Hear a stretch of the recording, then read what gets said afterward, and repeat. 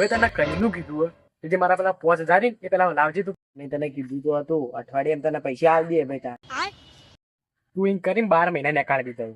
જો તું પૈસા નહીં આવે તારા દોત બોત ભલે 32 દોત પાડી દીધું. તારા 64 દોત પાડી નું એમ કહી દઉં.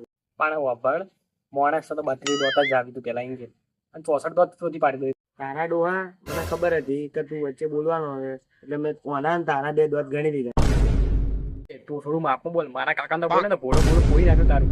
એક તો વ્યાજ બાકી વધારે લપકો ગઈ. ભાઈ મારી ભૂલ હે એટલે હું તને કોઈ બોલતો નહીં. તને કાલ પૈસા મળી જાય એટલે મળી જાય. જો તું વ્યાજ ના લ્યું કાઢું તો ઘણું કાપીને તારા પગમાં ઉછીએ દઈએ.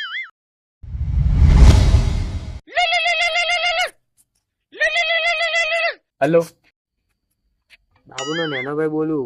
એ શું આરતી કરું તે હું તાર નોમ કી રીતે આવ્યો. તારા પેલા પૈસા તે વ્યાજના હતા ને એ તારા મોબાઈલમાં મોકલી દીધા. મેસેજ જો આયા છે જો. પણ તું એ તો 5000 જ મોકલે. મારા 10000 હતા. વ્યાજ તારો બાપા છે. પેલા 5000 છે મેં કાપ્યા ખબર તે પેલી વખતે મને થાપ મારી હતી ને એના 5000 મેં કાપાય. કે હું શું કરું એમાં કઈ બધા પૈસા જોતા હોય ને તો મને થાપ મારવા દે કહી દઉં તમે.